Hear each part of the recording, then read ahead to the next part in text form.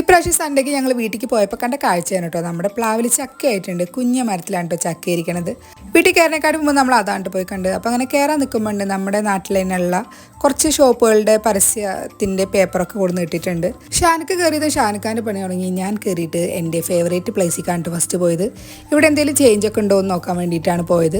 ഷോപ്പുകളിൽ കുറച്ച് നോട്ടീസൊക്കെ ഇട്ടുണ്ട് പറഞ്ഞില്ല. അപ്പോൾ ഞാൻ കുറച്ച് നേരം അത് നോക്കിയിരുന്നു കേട്ടോ. പറ്റിയത് വല്ലുണ്ടോ നോക്കിയാണ്. അപ്പം അതൊക്കെ കഴിഞ്ഞിട്ട് വീട്ടിലേക്ക് പോണതിന് മുന്നേ തന്നെ നമ്മൾ കുറച്ച് ഷോപ്പിംഗ് നടത്തിയിട്ടോ. അപ്പം ഇന്ന് നമ്മൾ ഫ്രൈഡ് റൈസ് ആണ് ഉണ്ടാക്കാൻ പ്ലാൻ ഇട്ടുണ്ടായിരുന്നത്. അതിന് വേണ്ടിയിട്ടുള്ള ഐറ്റംസ് ഒക്കെ വാങ്ങിയിട്ട് നമ്മൾ ഫ്രൈഡ് റൈസ് ഒക്കെ സ്റ്റാർട്ട് ചെയ്യലായി. അപ്പം ഇത് സ്റ്റാർട്ട് ചെയ്യലല്ല കേട്ടോ, ഇത് എൻഡിങ് ആയിട്ടുണ്ട്.